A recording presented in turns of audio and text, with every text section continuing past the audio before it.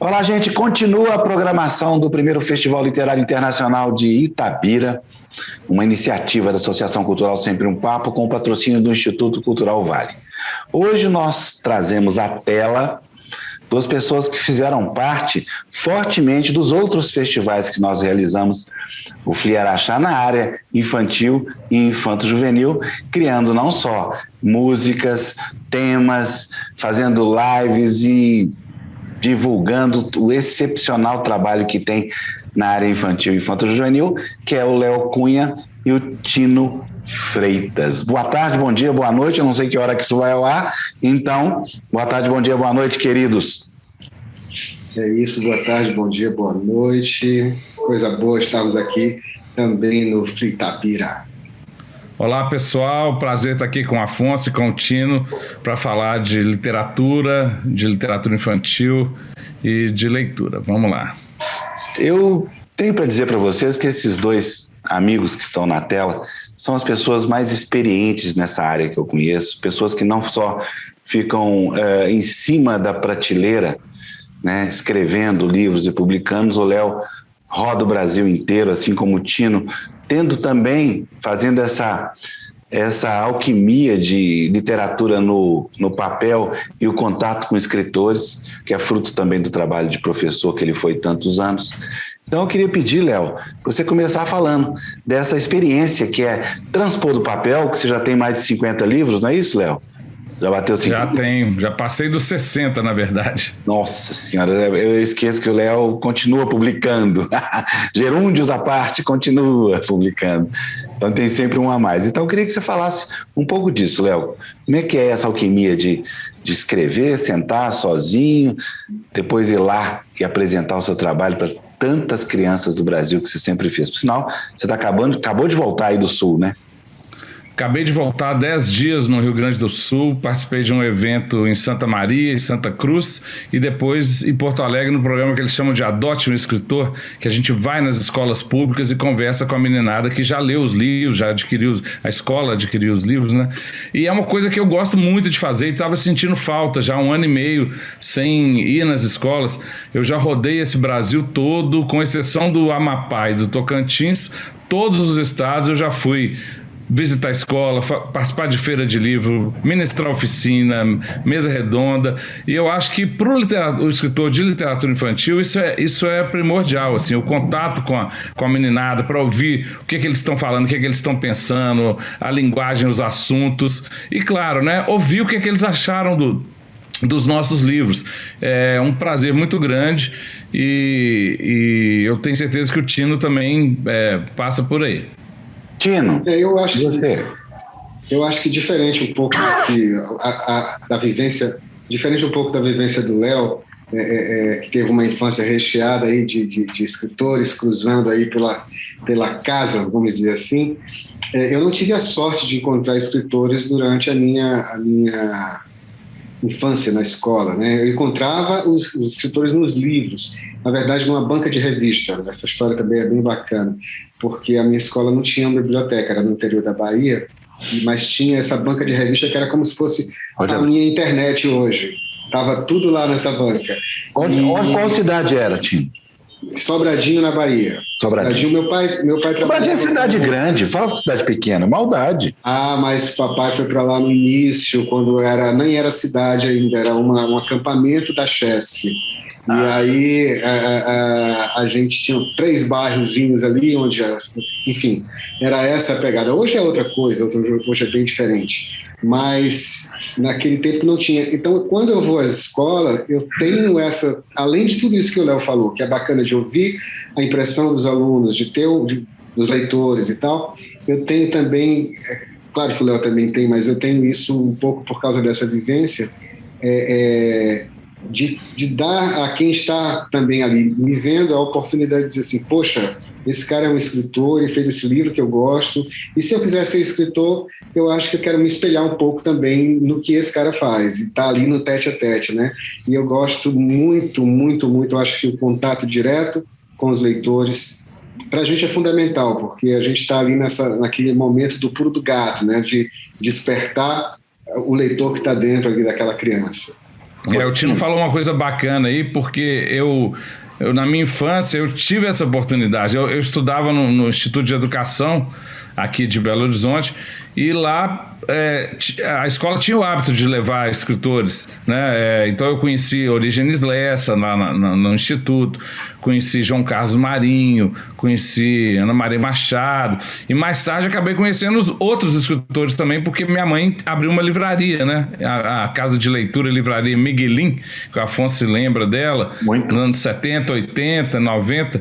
E ali eu também conheci muita gente bacana que vinha na livraria para fazer autógrafo. Eu acho que o contato do escritor com o leitor nas escolas, para o escritor que escreve para criança, é ótimo. Para quem escreve para adulto, os salões, as feiras, os festivais cumprem isso, né? E esses encontros, Afonso, por exemplo, dá para fazer umas 8 lives só para dizer assim, o que aconteceu no encontro? Eu lembro agora, eu lembrei de uma história boa de contar. Eu tenho Os Invisíveis, é um livro que tem 16 frases. E aí eu fui para um encontro na sala falar sobre Os Invisíveis, levei outros livros, conversamos e tal. E aí tem sempre a hora da pergunta, aquela criança levantou a mão assim e disse: "Ô Tino, quanto tempo demora para fazer um livro?" Uma pergunta clássica, né? Aquela coisa de colocar a arte dentro do tempo, né? E tal. É uma curiosidade clássica das crianças. E aí eu disse: olha, depende muito do livro, mas esse livro que vocês leram aí, que tem 16 frases, por exemplo, eu passei 2 anos para terminar de fazer. Aí ele olhou para mim e disse assim: poxa, mas como você é burro, né? Aí eu ia explicar como é o processo que eu escrevi, depois fui retirando uma parte, outra, até achar que ficou legal, né, e tal. Mas eu disse para ele: tá vendo, olha, não precisa ser muito inteligente, mas precisa ter uma boa ideia para fazer um bom livro. E aí, enfim, é sempre um lugar também que serve de inspiração. Muitas viagens dessas, encontros, frases que uma criança pode dizer, o jeito como a escola recebe a gente, né? Ou o jeito como a escola não recebe também. Isso tudo acaba, às vezes, virando mote para a gente escrever uma crônica, um texto, uma história, uma viagem, enfim. É sempre uma oportunidade de enriquecer o nosso repertório também. Isso é interessante. Léo, tem receita? Para escrever livro infantil que você está falando? Isso. Olha, eu acho que não. Inclusive porque meus livros são muito diferentes uns dos outros, né?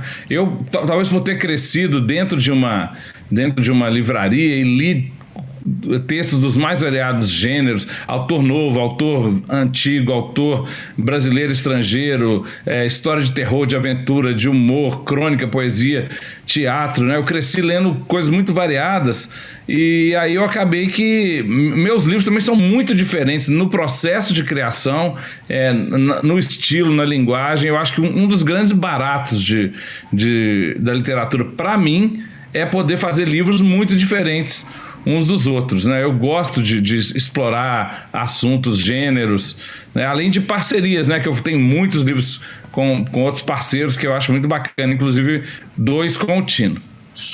As parcerias ilustração, texto, né? Você já teve parceria texto-texto? Não, né? Já, uai, com o Tino mesmo, 2 livros que fizemos. Um deles é o Virando a Página, que é um livro muito bacana, porque são 10 histórias. E assim, 5 eu escrevi a história até chegar num ponto de tensão, e aí o personagem chega nesse momento que o personagem vira a página, o leitor vira também, e aí a frase final é o Tino que completou. E ele fez 5 histórias e eu fiz a frase depois da virada de página. Então um meio que provocando, estimulando a criatividade do outro, né? Então vai, por exemplo, aqui mostrando, né? Tem essas 2 páginas que são uma história, aí lá no final fala: fulano virou a página e pum! Aí essa frase final é o outro que criou. E o livro foi todo criado nesse bate e volta.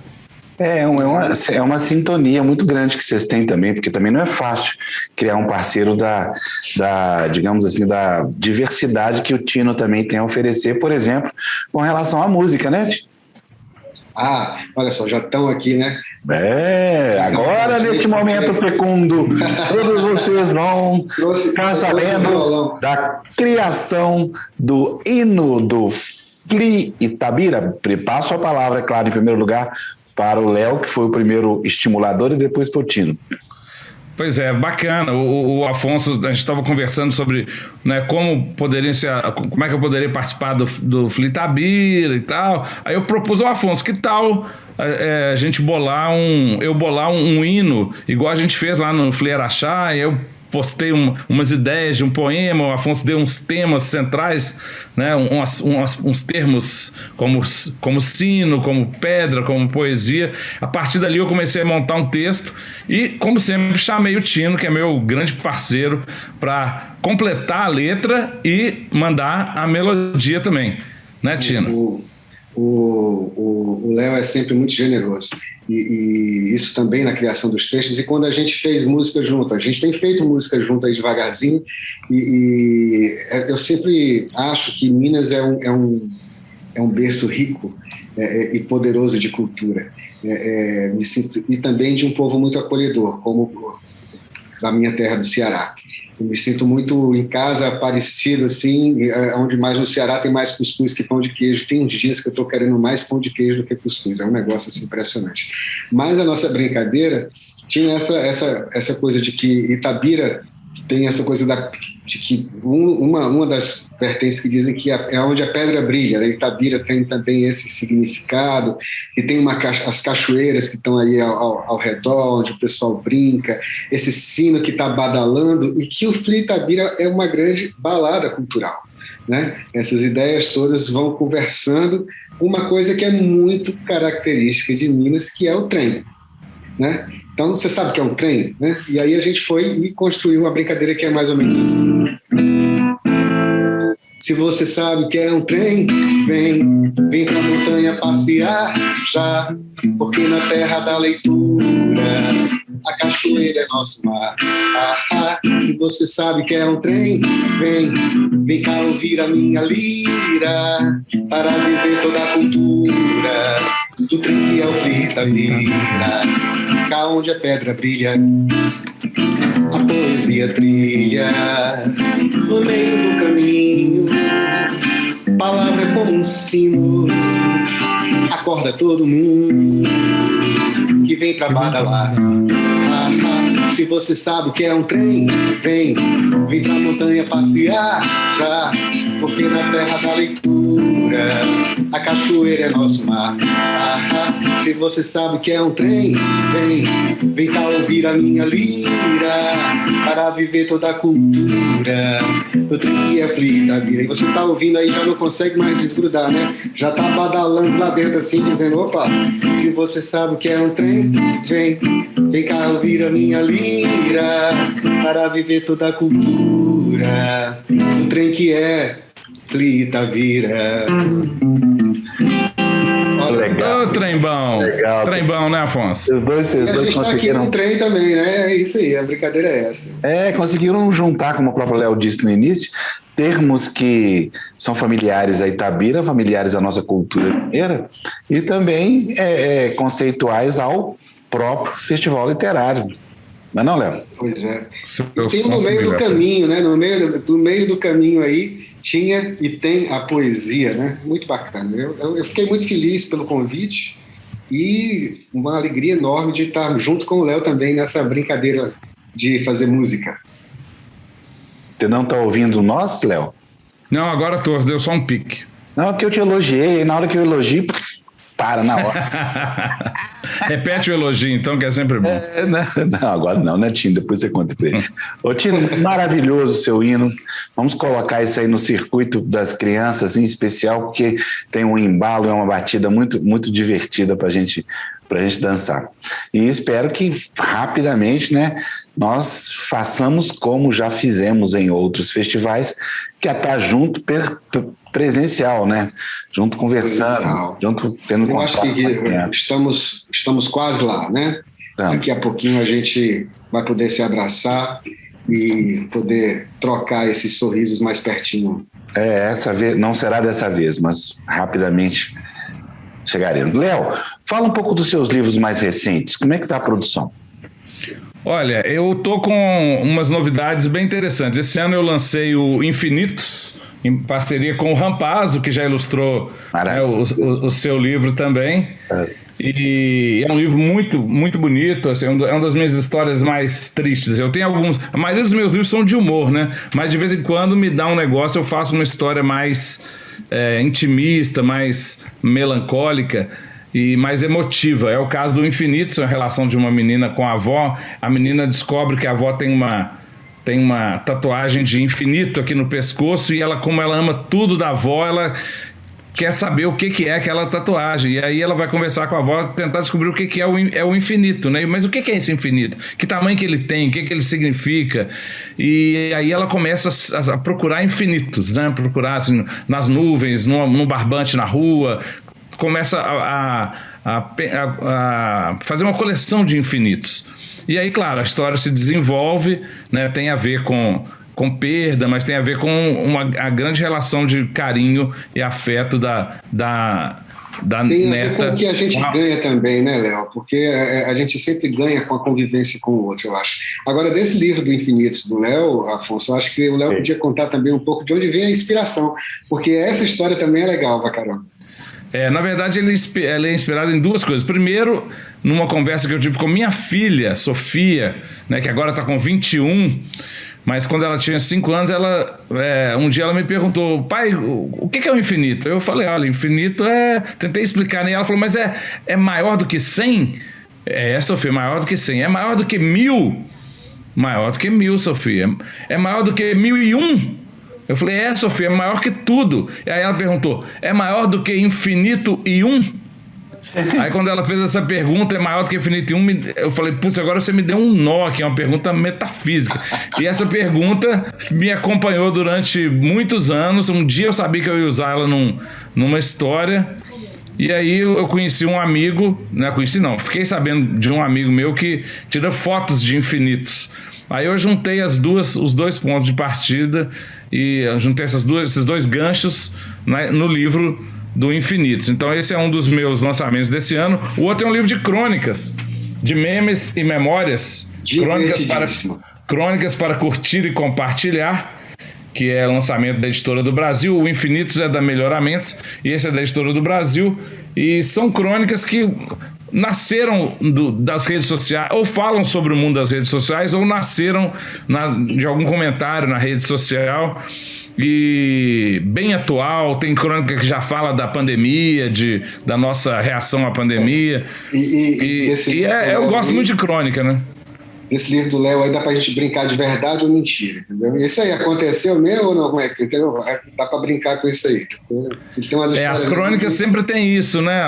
Quando eu converso com adolescentes, principalmente, que leem meus livros de crônica, a primeira pergunta é: isso que você está falando aconteceu mesmo ou você inventou? Né? Porque geralmente a crônica pega um caso bem inusitado e aí a primeira curiosidade é saber o que é verdade, o que é inventado. E quase sempre tem um pouco de cada, né? Assim, é parte de uma história real, mas viaja, amplia, faz conexões. Enfim, esses são meus lançamentos.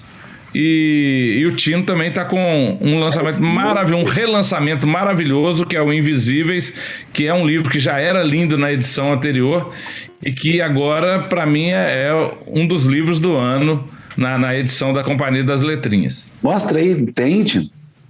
Opa, vamos lá aqui. Bom, esse aqui é um dos lançamentos que chegaram aí, que estão, né, nesse caminho novo do 2021. É uma parceria com o Odilon Moraes, um ilustrador fantástico. A gente constrói o livro juntos. E ele vem, eu não sei se você lembra disso, Afonso, acho que no começo, nos anos 2009, 2010, teve muito na mídia um professor, acho que de psicologia da USP, que a tese dele falava sobre a invisibilidade social. E ele, nas férias dele, do Departamento de Psicologia da USP, ele se vestia de gari e ia para o departamento junto com os garis que trabalhavam lá, para varrer mesmo as coisas. E ele percebeu que aquele uniforme fazia com que as pessoas que o conheciam e cumprimentavam todo dia não o percebessem lá. Né? Interessante isso. E aí ele foi escrever sobre essa invisibilidade. e tal. E eu assistindo naquela época, em 2010, uma entrevista com ele, ou na rádio, ou na televisão, ele teve bem em alta a conversa com ele. E eu disse, poxa, esse tema também é preciso que a gente converse também com as crianças, para que a gente fale. E teve uma edição inicial desse livro, com ilustrações do Renato Morricone, mas, enfim, findou o contrato, a editora findou o livro, e a gente resolveu refazer o livro. E é engraçado porque é o mesmo texto do primeiro livro, e com um outro ilustrador, e a história ganha um novo contexto. A gente conseguiu... tem um final diferente, e a história de um menino... Você mudou o texto do livro? Não mudei o texto. São as mesmas 16 frases. Aquelas... Tu é burro, né? São as mesmas 16 frases, mas o que mudou foi a distribuição das palavras no texto, quer dizer, o ritmo da leitura, a ilustração, o que a ilustração mostra ou esconde também, porque é outro ilustrador, é o Odilon, que veio assumir esse papel, e a gente vai falar de um menino que tem um superpoder. Na família dele, só ele vê os invisíveis. E aí, quer dizer, vai mostrar que ele, por onde ele passeia, ele percebe ali uma pessoa mais velha, ele percebe ali alguém em condição de rua, ele percebe, e ele vai crescendo, e acontece uma coisa com ele, ele vai perdendo esse superpoder. Entende? Até que no final a gente vai discutir também, por exemplo, o livro vai abordar de forma muito sutil, mas potente, olha só que difícil isso, né?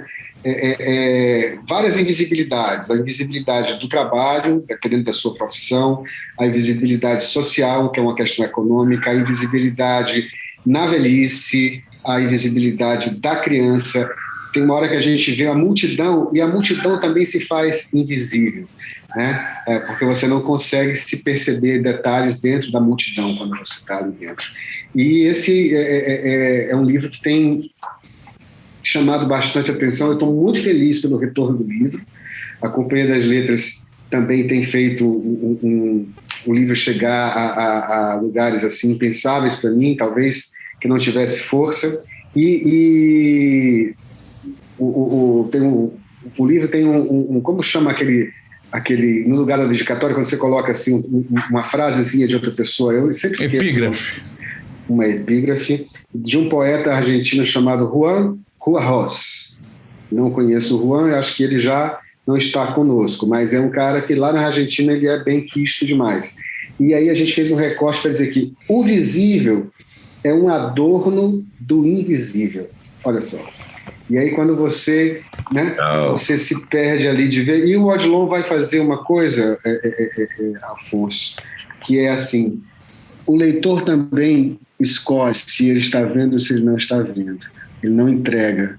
Então aqui a criança está vendo o invisível, ele está vendo, mas a gente não está, ou a gente está, porque a gente pode completar com a cabeça ou não. São várias colocações que é feito, um livro todo ilustrado a caneta Bic. Diz que lá na cidade do Odilon acabou as Bic, o pessoal que vai fazer o Enem está pedindo na vizinhança, porque era Bic preta, e aí está um problema danado. E nós estamos muito felizes. Não sei se você lembra daquela história do Vinícius, que Qual? O Carlos Lira encontra o Vinícius na rua, e aí Poetinha, cadê você fez a letra lá para minha música? E o Vinícius bota a mão no bolso. Sim. Peraí, Carlinhos, deixa eu baixar, que aí puxa lá e pega lá o papelzinho amassado lá com a letra e diz, é assim, ó, vê se fica bom, se você gostou. Aí começa a contar lá, que é Minha Namorada, né?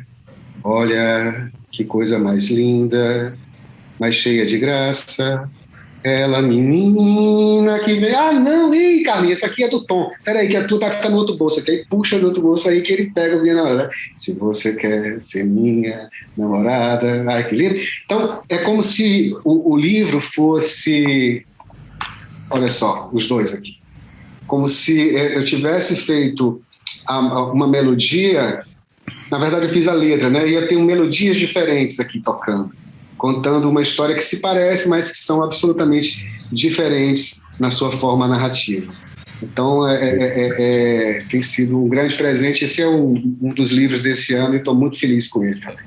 Ô, Léo, fala disso, Léo. Essa coisa do livro encampar essa transversal de sentido e de atitude, né, dentro da literatura infantil.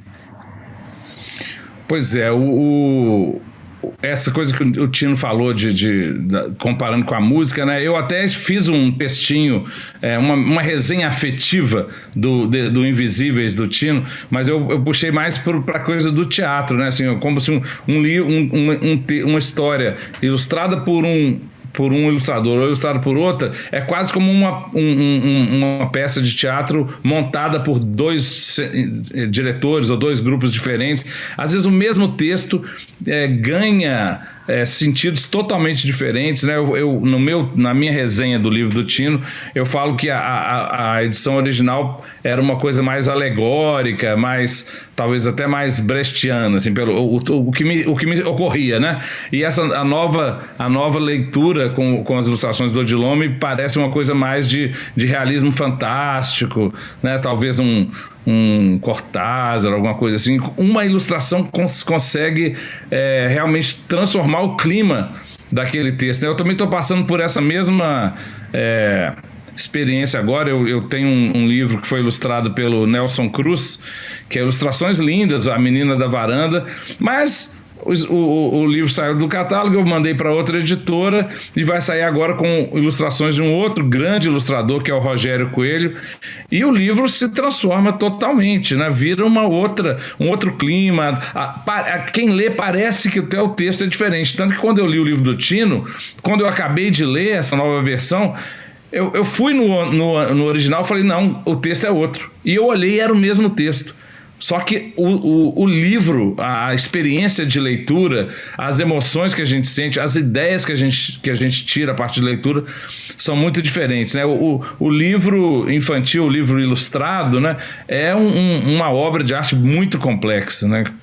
Por esse diálogo entre texto, imagem, projeto gráfico, né? Eu acho que tem essa riqueza aí que a gente tem que estar atento e curtir, né? Curtir essas variedades. Acho que a gente, quando vai escrever para essa mídia, né? Que é o livro ilustrado, é uma mídia, né? Se a gente compreende que ela tem essa potência, porque ela precisa da ilustração para se fazer presente como livro ilustrado, e que ele tem uma riqueza múltipla de formas, você pode virar várias coisas no livro.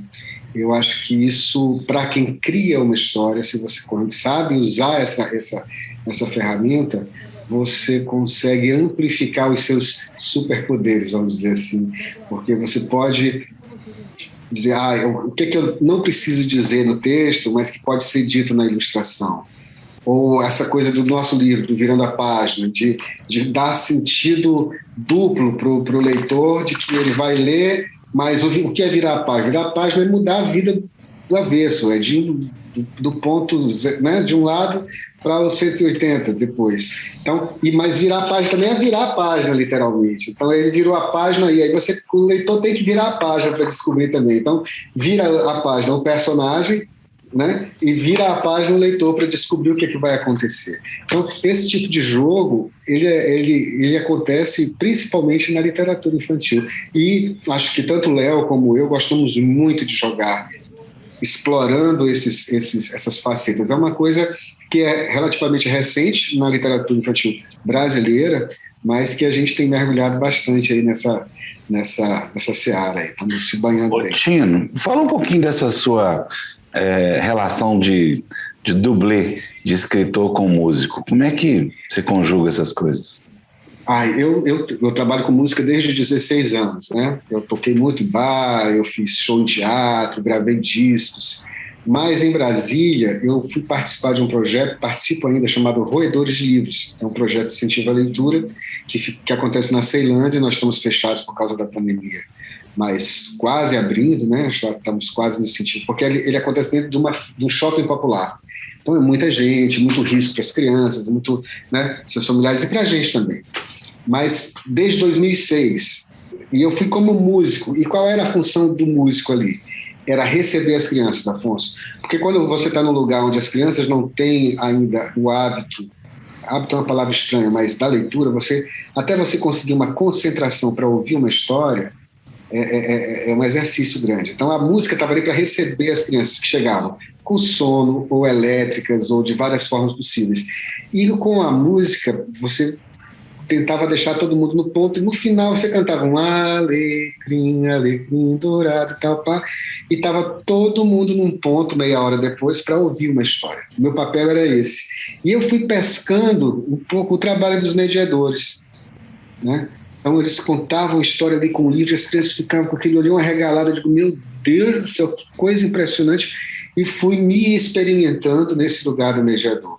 Até que um dia eu disse, poxa, eu quero que alguém faça o que eu faço hoje, né? Eu contar uma história para uma criança, só contando uma história minha. Só que faltava a minha história. E aí eu me inspirei no meu filho, Pedro. Pedro sempre foi um menino muito... Eu gosto sempre de dizer isso. Ele sempre foi muito convidado quando era criança. Então ele foi convidado a sair de 3 escolas. Então eu escrevi o meu primeiro livro que chamou Cadê o Juízo do Menino? O Cadê o Juízo do Menino, inspirado no meu filho Pedro, hoje com 23, quase 24 anos. Convidado, é só você mesmo.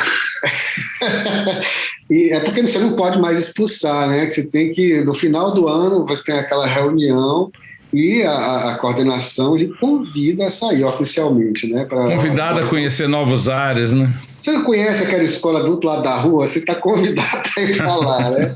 E tal. E quando eu escrevi o Juízo, ele é todo em versos, ele é muito musical, e eu entendi que a música também estava dentro dessa minha forma de criação. O Léo também é um cara que, talvez sem saber, ele escreve, a poesia do Léo é muito musical.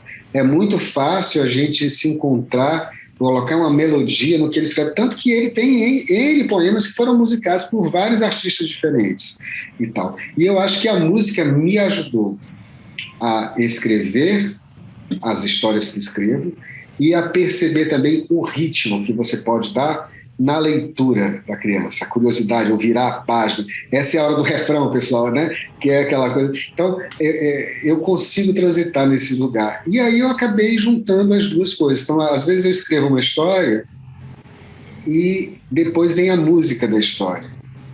Uma música que tem a ver com o tema. E às vezes acontece o contrário, como um livro que a gente vai lançar no ano que vem, eu e o Léo, em que eu estava começando a fazer a música, o Léo me mandou uma mensagem. Aí eu disse, parceiro, estou aqui começando uma música que eu pensei desse jeito aqui. Vamos fazer aqui? Aí fizemos a música. Quando a gente terminou de fazer a música, o Léo disse, para isso dá um bom livro, não dá não? Aí a gente saiu da música e escreveu o texto para o livro. Então a música está presente o tempo todo, está circulando. Eu não consigo ficar sem música, mas a música e a literatura passeiam dentro de mim juntinhos, como se fosse um passeio de bicicleta. Cada um é uma roda ali e a gente está indo junto no mesmo caminho, se encontrando, desencontrando, mas sempre junto. Eu queria ouvir do Léo essa experiência. Como é que você ingressou nessa experiência da música com o Tino? Olha, o Afonso, eu tenho mais ou menos uns 20 livros de poesia. E como o Tino falou, minha poesia naturalmente ela é muito musical. Então, desde, 20 anos atrás, eu comecei a receber, às vezes, na época, telefonemas, às vezes e-mails ou mensagem de rede social, falando assim, olha, você nem me conhece, mas eu conheci seus poemas, eu estou musicando seus poemas. Isso várias vezes. Eu tenho uns 20 parceiros aí espalhados pelo Brasil. A maioria eu nunca encontrei pessoalmente. Mas são pessoas que gostaram do poema e falaram, não, vou musicar. Já teve um lá de São Paulo, por exemplo, o Zé Campelo, que fez um CD inteiro só com meus poemas musicados. Tem a Ana Paula Micheletti, lá de Londrina, que ela é regente de coral. Ela já fez umas 30 versões dos meus poemas musicais para coral, com arranjo e tudo. Inclusive, ela lançou um livro com os arranjos para coral dos meus poemas. Lançou no início desse ano. Então, eu não tenho nenhum talento musical assim, no sentido de tocar nenhum instrumento, mas eu acho que eu tenho um bom ouvido, né? Para cantar eu sou afinado, não sou cantor, mas eu sou afinado. De vez em quando eu e o Tino a gente canta ao vivo algumas coisas, no Fleirachá várias vezes, por exemplo. Mas tocar instrumento eu não toco. Mesmo assim, eu tenho dezenas de músicas que eu fiz a letra. E também fiz um musical com o Thelmo Lins, há uns 5 anos atrás.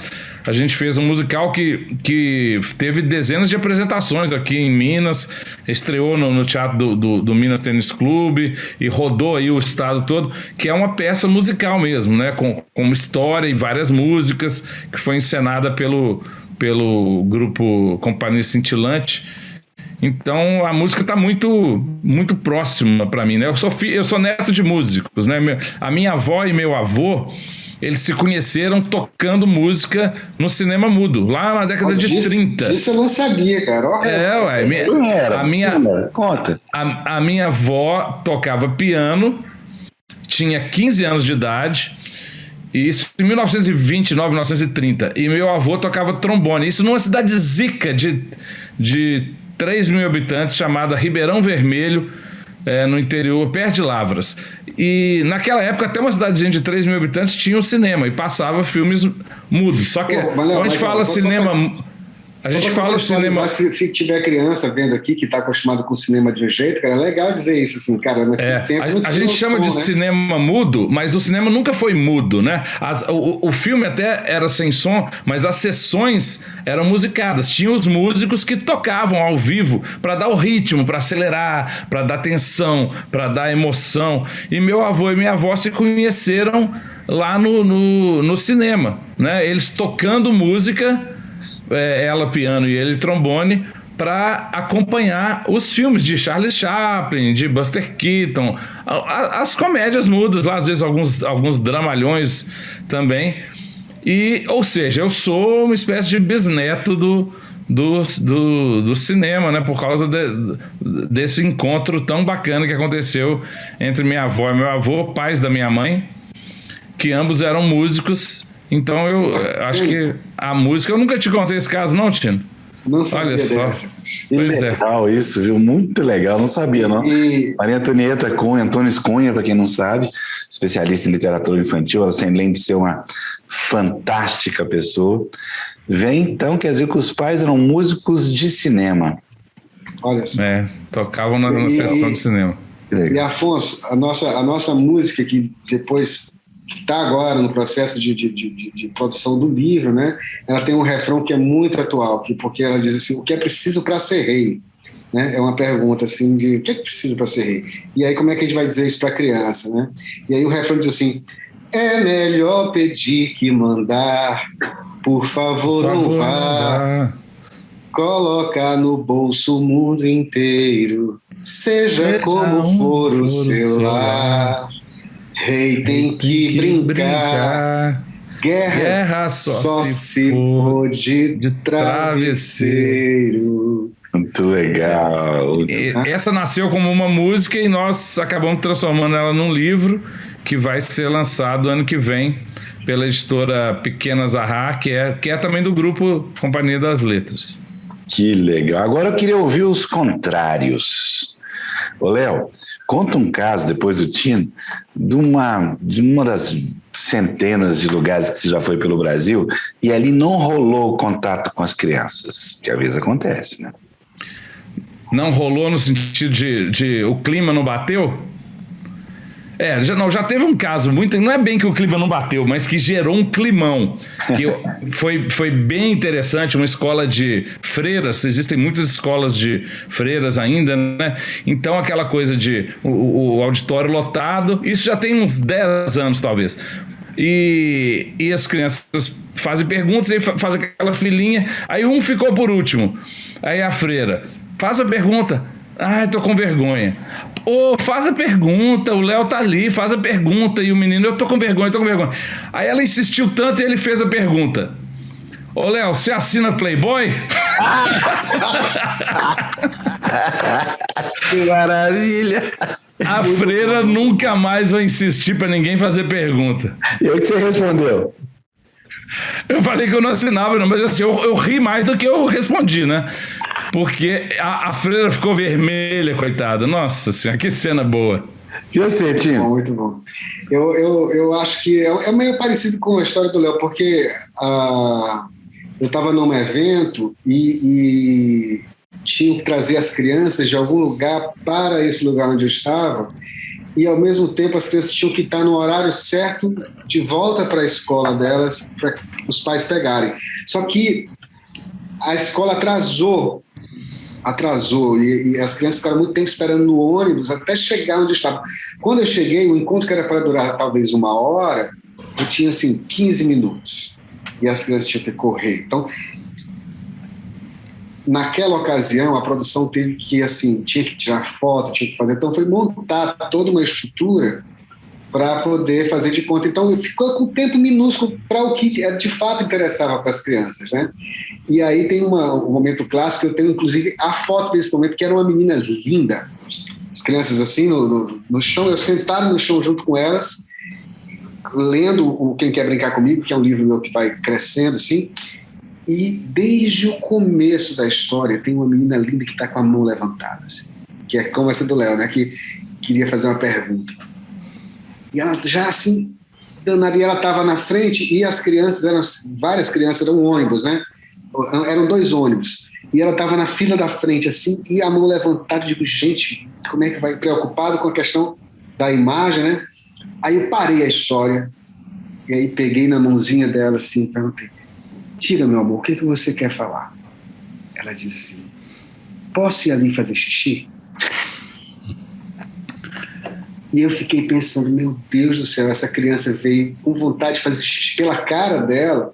Ela estava com vontade de fazer xixi lá e se eu não... Eu demorei eu estava no meio da história e provavelmente, assim, se eu não tivesse iluminado naquela hora, eu ia terminar a história e ela ia, né, aguar ali o terreno da brincadeira toda. Então, tem muita coisa inusitada, né? Mas não dá certo com as crianças. Eu acho que é mais fácil não dar certo, às vezes, com os adultos do que com as crianças. Às vezes o professor às vezes não... lembrei um caso bom. Porque é isso que o Tino estava falando. Às vezes o adulto tá ali meio por obrigação ou sem prestar muita atenção. Então, um dia eu cheguei numa escola que estava tendo vários autores naquela semana e veio uma professora com a turma e começou a falar do meu livro. Só que o livro não era meu. Começou a falar de um livro de outro autor. E meus alunos adoraram o seu livro. E quando mostra o livro, era um livro que eu nunca ouvi falar. Quer dizer, é mais fácil o adulto dar um tilt ali do que a criança. Geralmente com a criança a gente tem até um jogo de cintura para se virar melhor. Eu cheguei numa escola também, um pouco com isso também, numa escola era o último horário da manhã, tipo de 11 até meio-dia, você tinha que estar lá falando sobre um livro, e o livro era Brasília de Azir. Era uma escola em Brasília e o livro era o meu livro sobre Brasília, enfim. E aí eu cheguei, aí levaram a turma toda para dentro da sala de leitura, estavam todos ali, demorou um tempinho para arrumar os lugares de todo mundo sentado ali e tal, acomodou todo mundo. Eu disse, bom dia, pessoal, eu sou o Tino Freitas. E aí uma menina, isso há 10 anos, 11 anos, a criança, né? A menina já levantou o braço de novo, né, e tal. Aí eu disse, só um minutinho, querida, eu vou me apresentar rapidinho e depois a gente faz as perguntas sobre o livro e tudo e tal. E aí eu nasci no Ceará, mas vim aqui para Brasília, aí, terceira vez, aí eu disse, diga aqui, o que é que você tem a dizer? O que a gente está fazendo aqui? Ela perguntou. Aí eu senti que... Bom, primeiro achei uma falta de educação, né? E tal, a criança dizer aquilo assim, putz, mas eu senti que rolou um bafafá nos adultos que estavam ali, na bibliotecária, na professora e tal. O que aconteceu? A coordenação mandou subir o 5º ano para fazer o encontro comigo. E o 5º ano eu nunca tinha lido nada meu, não sabia nada. Meu encontro é com o 4º ano. Então, estava todo mundo ali tendo uma aula X, aí diz, agora sobe lá que tem um encontro contínuo. Eu falei, com quem e tal, pá. E não dava mais tempo de eu fazer um encontro com o pessoal. Teve outra escola que eu ia falar com o 4º ano também. Quando eu estou cruzando assim, a coordenadora perguntou, você trouxe o violão? Aí eu disse, não, eu vim conversar com os alunos sobre o livro aqui. Não tem nada não, o professor de música está aí, ele traz o violão para você. Aí eu disse, não, mas eu não vou tocar, e eu estou dizendo isso, estou atravessando a quadra, o ginásio. E aí o ginásio está chegando, todos os alunos da escola sentando no chão do ginásio, tem um palco, e ela me direciona para lá. Eu disse, não, querida, desculpe, mas eu vou conversar com os alunos do 4º ano, é uma oportunidade para eles e tal. Então, assim, esse desconforto, às vezes, de que você tem a oportunidade que você tem de levar para a criança o contato com o escritor, que ele lê o livro, que ele está querendo saber e tal, às vezes é disperso, porque a mesma atenção que a criança tem com o livro e com o que ela espera encontrar, às vezes a gente não encontra no adulto. Isso é uma pena. Mas, graças São exceções, né? São exceções, é isso. Olha, eu queria saber outra coisa. A gente sabe que existe uma certa idade que a criança aceita bem esse mundo lúdico e imaginário que vocês levam frente a frente, né? Que não é fácil. Eu já fiz teatro infantil, depois eu conto essa história para vocês, então sei bem do que eu estou falando. Qual é a idade que vocês acham, que limite de idade que vocês acham que a coisa já não funciona? Pergunta boa essa. Olha, eu acho que é o seguinte, eu percebo que a coisa da fantasia, da imaginação, né, desse lúdico, assim, realmente funciona mais com a meninada aí até uns 11, 12 anos.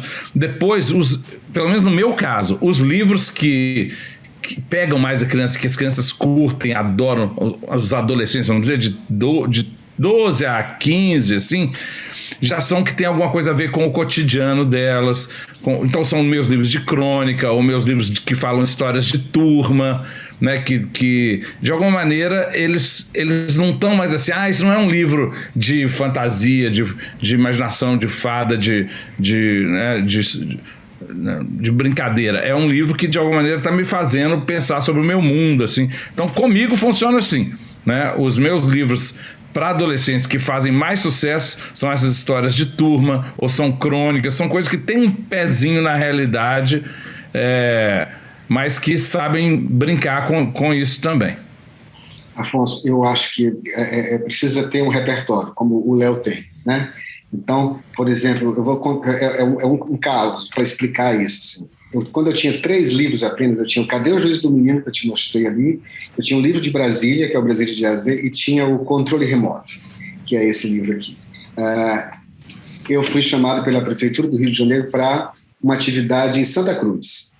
Santa Cruz fica bem distante do centro e tal, mas era o lugar onde ficava o Matadouro Real, então a biblioteca era como se fosse no caixa. Quando eu cheguei lá, a pessoa responsável disse: oi, Tino, seja bem-vindo, estamos todos aqui ansiosos por você.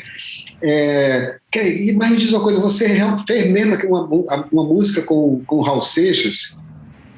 Aí eu disse: não, fiz não. Aí ela disse: tá, então tá bom. Aí me levou para o cafezinho, porque os leitores não tinham chegado ainda. Daqui a pouco ela disse: os jovens chegaram. Mais 5 minutos a gente começa. Aí eu travei, porque eu digo, putz, os jovens, mas eu faço literatura infantil. Foi a minha primeira vez que eu tive esse embate, assim, tal. E ela disse, não, mas eu não disse isso para ela, disse comigo mesmo, né? Aí, vamos lá. Eu cheguei lá, era uma sala grande, todo mundo sentado, bonito e tal. Tinha uma coisa atrás que eu pudesse me encostar assim, em pé, mas encostado assim, né? E tal. Quando eu cheguei, que eu entrei, eram 70 alunos do primeiro ano do ensino médio. Aí uma menina se levanta com um CD na mão. Ela se dirige assim, do meu lado tinha um toca-CD. Ela coloca o CD, dá o play e todo mundo puxa uma folha de papel com a letra da música e começa a tocar o guitar. Às vezes você me pergunta... E aí, bicho, eu fui com o olho lá na parede branca que tinha, assim, no final de tudo isso, assim, essa música vai acabar e o que é que eu vou fazer aqui agora? Né? Putz, e aí foi, eu sou a luz das estrelas, eu sou a cor do lugar. E eu disse, papaizinho do céu, me ilumine aqui, porque eu tenho o Cadê o Juízo do Menino, o Brasília de AZ e o controle remoto. Para onde é que eu vou aqui, né? Tal. Aí quando terminou, cara, todo mundo naquela expectativa, né? Eu disse, alguém disse para vocês que eu fiz uma música com Raul Seixas, né? Aí ela disse, tal, aquela vida. Eu disse, pois é, pessoal, eu quero dizer que não fui eu. Aí, cara, foi aquela depressão total, assim, né? Eu digo, mas assim como o Raul Seixas, eu gosto muito de usar de metáfora para falar de algumas coisas importantes. Por exemplo, vocês conhecem o Sapato 36? Pô, todo mundo jovem, se conhecesse a música, né? Porque o Sapato 36 é, eu calço 37, meu pai me dá 36, dói mais no dia seguinte, eu aperto meu pé outra vez, pô, tudo a ver com a juventude. Não, a gente não conhece. Você conhece, tal? Não conheço. Não, aí o meu repertório do Raul Seixas estava se acabando, eu digo, plum-ti-plac-ti-zum. Ah, a gente conhece, tá? Pois é, o Raul Seixas estava um tempo sem tocar na Globo, quando chamaram ele para um especial e ele fez a música e disse, tem que ser selado, registrado, carimbado, avaliado, rotulado, se quiser voar. Aí eles entenderam um pouco da metáfora. Pois é, então a gente tem que estar às vezes atento. Então eu faço isso com o meu livro, que parece que é um livro infantil, por exemplo, o Controle Remoto, mas ele trata de um assunto que tem a ver com vocês, que é ser controlado pelos pais. Vamos ler essa história? Aí pronto, bicho, deu uma sorte danada, o céu se abriu assim, tal, pá, e eu escapei. E até hoje, eu acho que assim, o tema foi interessante, porque nós pudemos conversar sobre controle a partir do livro que eu tinha, mas eu tive que fazer uma mediação ali, pegando pelo rabo assim, a história, porque foi uma situação constrangedora, porque eu não fui preparado para aquilo. Quando a gente vai preparado, o livro ilustrado, eu acho que ele cabe, mas a fantasia se perde, mas você vai ver esses caras maiores aí lendo Harry Potter, lendo Game of Thrones, então a fantasia está ali. Depende muito, eu acho, da forma como você vai fazer com que esse leitor se interesse pelo que você tem a dizer. Esse encontro pessoal, ele tanto que a nossa literatura infantil, por exemplo, ela é muito usada nessa coisa do literatura serve para quê? Nos encontros do EJA, entende? Porque quando a gente fala sobre determinados assuntos a literatura infantil ela deixa muito espaço, Afonso, para que o leitor complete o jogo, entende? E quando a gente tem um contato pessoal para conversar sobre o que completou o seu jogo para você, como foi, essa conversa flui, independente, eu acho, da fantasia ou não, apesar das idades. Eu passei esse aperreio lá atrás e acho que hoje não passaria mais. Eu acho que a gente acaba tendo um jogo de cintura para lidar com isso, né? Como o Tino falou, quando a gente, agora com muitos livros, eu acho que sempre vai ter algum assunto que a gente vai conseguir conectar com os interesses dessa moçada, seja de os pequenos, os adolescentes, ou até mesmo ensino médio. A gente sempre tem aquele livro que você sabe que ali dá um gancho, porque está conectado com tecnologia, ou está conectado com turma, ou está conectado com os namoros, as paixões, que eu acho que os adolescentes tem que ter mesmo uma pegada assim, que eles se relacionam com a vida deles, né? E os infantis, as crianças menores, eu acho que não precisa tanto ter essa conexão com ele próprio, né? Ele está mais aberto aí para as viagens da imaginação. Eu acho que vocês todos estão falando de uma coisa com tanta leveza muito difícil. Não é tão leve, é difícil. Vocês têm o talento, né, de escrever o livro e depois ir para frente das crianças e conseguir transmitir com leveza o que vocês estão pensando, mas não é fácil. Eu queria convidar o querido Tino para falar, para tocar de novo a música. Olha só. Ô, Léo, ajuda aí. Vamos encerrar aí com Então, todo mundo que sabe o que é um trem. Se você sabe que é um trem, vem pra montanha passear já, porque na terra da leitura a cachoeira é nosso mar. Se você sabe que é um trem, vem cá ouvir a minha lira, para viver toda a cultura que é Flita Bira, cá onde a pedra brilha, a poesia trilha, no meio do caminho, a palavra é como um sino, acorda todo mundo que vem pra badalar. Se você sabe que é um trem, vem pra montanha passear já, porque na terra da leitura a cachoeira é nosso mar. Se você sabe que é um trem, vem cá ouvir a minha lira, para viver toda a cultura do trem que é o Flita Bira. Se você sabe que é um trem, vem pra montanha passear já, porque na terra da leitura a cachoeira é nosso mar. Se você sabe que é um trem, vem cá ouvir a minha lira, para viver toda a cultura do trem que é o Flita Bira. Trem bom. Trem bom. Léo Cunha. Tem base esse trem, Afonso, tem base. Maravilhoso. Léo Cunha, muito obrigado por estar conosco mais nessa aventura. Tino Freitas, maravilhosa música, maravilhosa parceria com o Léo. Muito obrigado aos dois. Eu queria dar a palavra final ao Tino e depois ao Léo para encerrar. Bom, primeiro, uma alegria estarmos juntos, sempre. É sempre um papo muito bom e espero que a gente siga com saúde, com boas histórias e que a gente se encontre em breve. É isso aí. E eu quero também agradecer mais uma vez ao Afonso, toda a equipe, né, participando aí do Flita Bira, ao Tino, não só pela parceria aí no hino, mas pela parceria nos livros e nos eventos, né? Uma grande amizade que a literatura infantil me trouxe. E estou esperando também voltar logo para os presenciais, né? Porque o bom mesmo é a gente abraçar o povo e autografar livro e essa coisa toda que os festivais permitem. Muito obrigado a todos. Vamos dar continuidade à programação do Flita Bira.